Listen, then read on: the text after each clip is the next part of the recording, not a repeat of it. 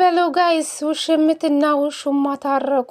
እንዴት አያችሁ የዛሬ ቪዲዮ? ሰላም ሰላም፣ ጤና ይስጥልኝ ውድና እየተከበራችሁ ቤተሰብ እንዴት ናችሁ? ልኝ ደህና ናችሁ? እኔ ደህና ነኝ፣ ፈጣሪ ይመስገን። ዛሬ ቀን ሙሉ ጠፍቻለሁ፣ አንድ ቪዲዮ ሳልሰራ ዋልኩ። ለማንኛውም ቪዲዮን ከወደዳችሁ ላይክ አድርጉ የኔ ውዶች ማለት ነው።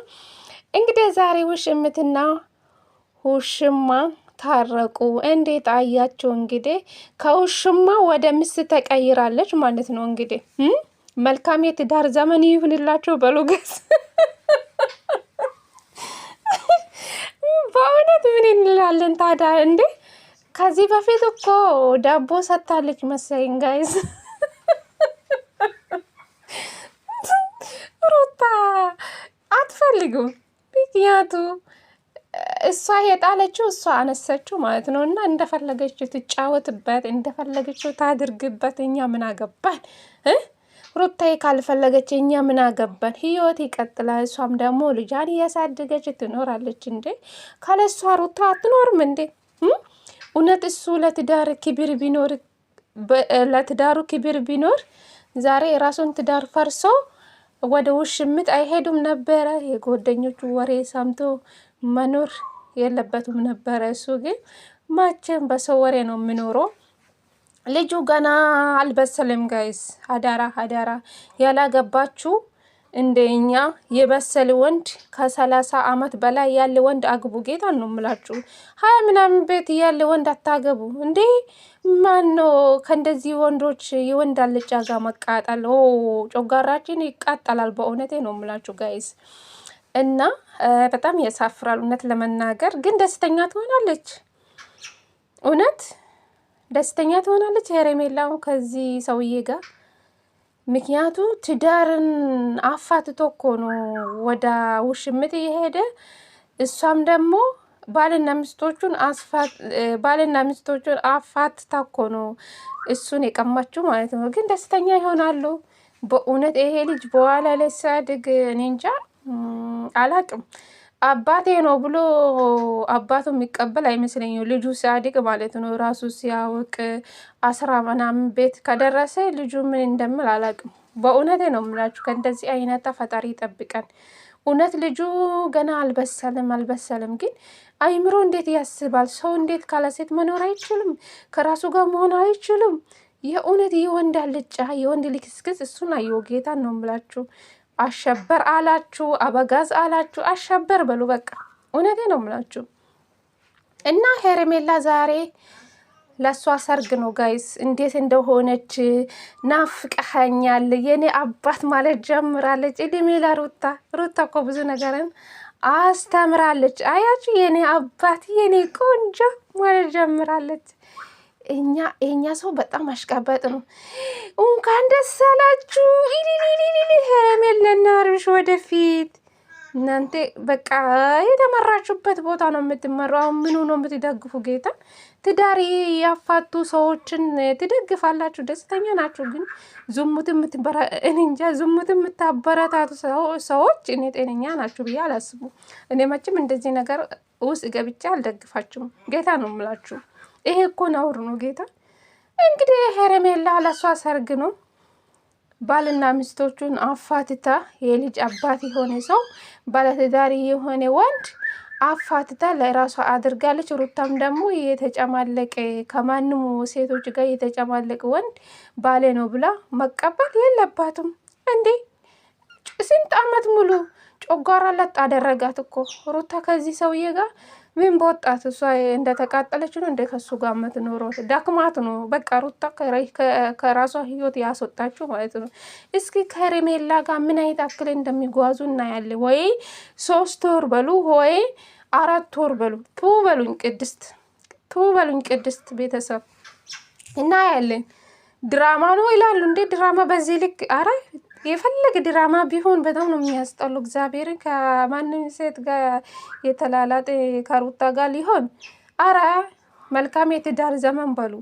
ይጣመሩ እንደፈለጉ ይሁኑ። እንግዲህ አሁን በቅርብ ጠብቁ። ወይም በዚህ ሳምንት ውስጥ ወይም ቀጣይ ሳምንት ውስጥ የፍቅር ጥያቄ ባለፈው እሷ ጠይቃ እሱ አልተቀበለም አይደለ? የፍቅር ጥያቄ እሷ ፍቅር ጥያቄ እሷ ወይም በካሜራ ጀርባ ትጠይቃለች፣ እሱ ደግሞ የፍቅር ጥያቄን ይቀበላል። በቅርብ ደግሞ ቀለበት እንደሚያደርግለት በሉኝ። እቺ ቤተሰብ የላቱም። ቤተሰብ ቢኖራት እኮ ሸማግሌ ይላካል። እቺ ምንም ቤተሰቦቿን በቃ እኔ እንጃ ሀብታም ናቸው ይባላል። ግን ቤተሰብ ያለ ሴት በዚህ ልክ ራሷን ዝቅ አድርጋ ባለትዳር መሀል ውስጥ ገብታ ባልና ሚስትን አፋትታ በዚህ ልክ ግን ደስተኛ ትሆናላችሁ? እኔ ፈጣሪ ትዕግስቱን ስጠን። እኔ በጣም ነው የሚያስጠላው እግዚአብሔርን። እንግዲህ ሄርሜላ ደስ ይበልሽ፣ እንኳን ደስ አለሽ። ሁለት ቡችሎች ከጎን አሉ፣ አቤልና ብሩኬ ተብዮ ማለት ነው። እድሜ ለእናንተ ማለት ነው።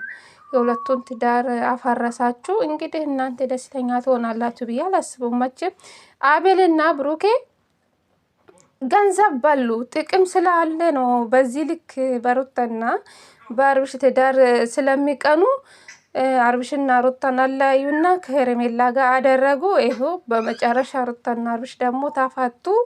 ይኸው ታሳካላችሁ ማለት ነው። እንግዲህ ምንም ማድረግ አይቻልም። እንግዲህ ሩታ ደግሞ ጠንካራ ሴት ከነሱ በልጣ ትገኛለች። ምክንያቱ አንድ ልጅ ማሳደግ አይከብዳትም። ምክንያቱ ዩቱብ ትሰራለች፣ እኛም አለን። እኛ ከሴት ጎን ነን። እንደዚህ የተጨማለቁን ሰዎች የምታበረታቱ ፈጣሪ እኔ እንጃ የስራችሁን ይስጣችሁ ነው የምለው። ሌላ ምንም የምላችሁ ነገር የለም።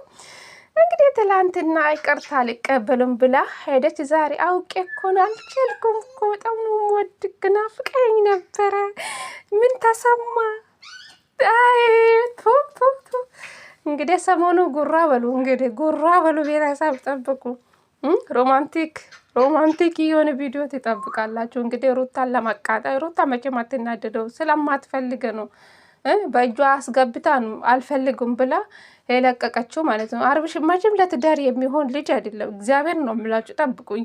ሄርሜላ ደግሞ ሀርግዛ ነገ ወደ ሌላ ሴት መሄዱ አይቀርምና ትዳርን ያልፈለገ ሰውዬ ሚስቱን አርግዟት ወደ ሌላ ሴት የሄደ ሰውዬ እኮ ነው። ነገ ደግሞ እሷም እንደዛ አድርጎ መሄዱ አይቀርም፣ ወደ ልጁ እናት መሄዱ አይቀርም። በሉኝ እሺ።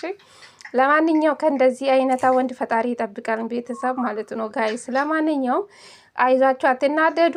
እኛ ዝም ብለን ማየት ነው መጨረሻችሁ ምን ላይ እንደሚደርሱ እናያለን። ወይ 3 ወር ወይ 4 ወር ትውበል ሲሰላቻችሁ ይለያያሉ።